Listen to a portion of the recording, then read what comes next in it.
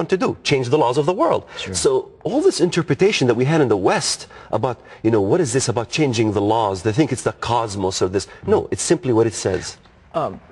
You pointed out that Allah in the Quran, am I correct in this, is actually a deceiver, that he has the attributes of Satan himself?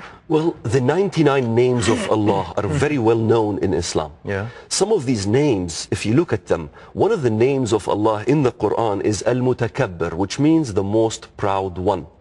When I read the Bible as a Muslim, and I saw the most proud one in the Bible was Satan, or Al-Mumit, the one who causes death. Exactly. Well, you know, I'm just writing a book. I've just finished one on humility, and the truth is the root sin of the world is pride. Yeah, I will exalt myself upon the throne of God. And that's the problems where Muslims cannot see the truth from the Bible. But the one that they say is Allah is the most proud one? The most. We say Al-Mutakabbir. Yeah. It's the L, like the Elohim.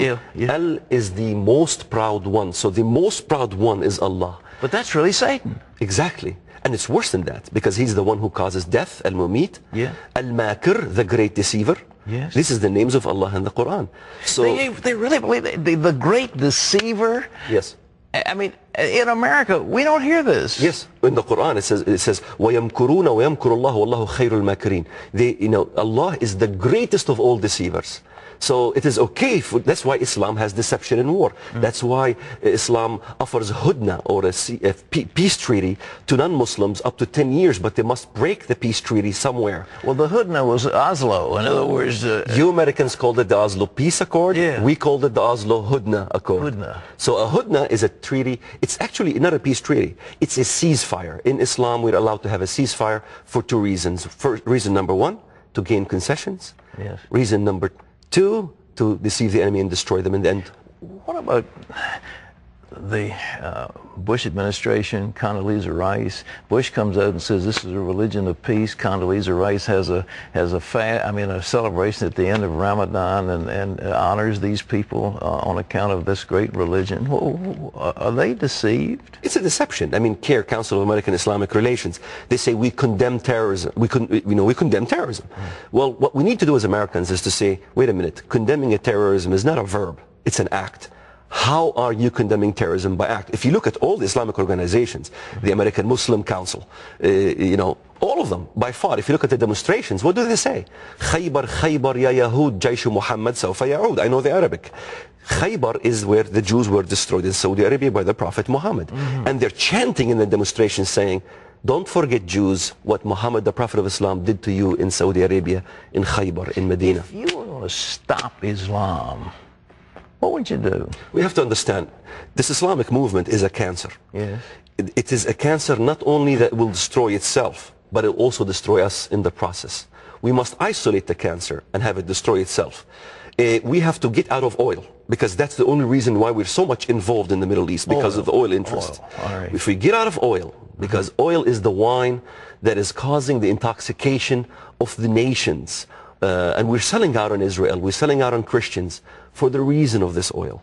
So if we can get off oil, get into alternate source of energy, I think both Republicans and Democrats should be happy. Both liberals and conservatives should be happy. Then we can isolate the Middle East and get rid of the problem.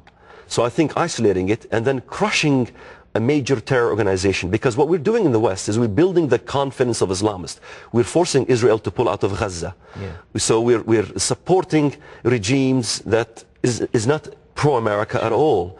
And so building the confidence is what we have done in the past. Even in Afghanistan, we aided the mujahideen against the communists. That was, in a way, a mistake. The CIA funded the mujahideen. That's right. Yeah. And when they defeated Russia, guess what? Now they can defeat America. And Israel wanted to destroy Hamas, Hezbollah and Hamas. What did we say? Israel must pull out of Lebanon. So we twisted Israel's arm to pull out of Lebanon. That built more confidence and more confidence. It's just like the stock market. And democratic elections, too. We want to have, I remember the Bush saying, oh, we've had a democratic election in the West Bank, and Hamas won. Hamas won. In fact, 113,000 Arabs in the Middle East were asked the question, do you prefer Hamas or the PLO? Pat, 73.2% chose Hamas over the PLO. What this is saying, I mean, this is a survey done by Al Arabiya Network, an Arab institution. Yeah. 113,000 Muslims chose radical Islam. And that's not just in the Palestinian areas. In Pakistan, 56% want radical Islam. In Jordan, if you have elections, they will choose radical Islam. In Egypt, if you have elections, they will choose radical Islam. In Iraq, if you have elections. We're seeing this over and over again, the rise of Islam. We see a civil war happening now in the Palestinian areas, in which Hamas will be victorious. I've been saying this since 1993. Yeah. I said Lebanon will turn Muslim fundamentalist. Palestine that we're creating, a state is not a state, it's a state of psychosis that will end up in an Islamic fundamentalist. I said Turkey will end up electing Muslim fundamentalist organization. We have the AKP, the Refah party. Turkey was the eastern part of the Roman Empire. We as Christians are waiting for a revival of a Roman Empire. Do we forget what is going to happen from the eastern part of the Roman Empire? One last question. I see our time's running up, but do you think they're going to try to blow up something big here in America? Are they bloodthirsty to try to really kill many of Americans? Pat, they've already tried. They haven't succeeded. 10 airplanes to blow up, Sears Tower, and lately trains they want to blow up, and all these things, they haven't succeeded. They want to do a grand finale. If you look at every single terror operation that they attempted to do, and they've succeeded in 9/11, is a grand finale to destroy this country.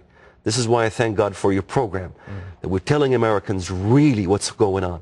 A grand finale that will cripple the economy of the United States of America, because America is the mama bear, America is the police force that is stopping tyrants in the Middle East. They must destroy and cripple this economy and this country. And I understand there's been a fatwa issued that gives them permission to kill 10 million Americans. Is that right? This fatwa is galore. The fatwa has been going on for years. Islam is simply a religion that was wounded and wants to heal its wound. The Westerners don't understand. The reason they hate us so much, they hate the West so much, is because we have dismantled the caliphate. The caliphate that was in Turkey, in the Ottoman Empire. They want to revive the caliphate. This is the whole call for reviving the caliphate. It is a wounded beast that wants to heal its wound and rise again to dominate, as in the glory days when Islam dominated the East. That's what it wants to do. It has nothing to do with Israel. It has nothing to do with poverty. It uses poverty just to say America is at fault. Zionist conspiracies and all these things. Well, you're fascinating. I know we've got to move on to other guests, but it's why we want to kill you. You ought to read it, folks. Everybody in this audience ought to read this, and I wish the people who made policy in Washington, D.C. would read it. It's available in bookstores everywhere. Why we want to kill you. And Walid, it's a pleasure to have you back with us. I'd love to see you again. God bless you.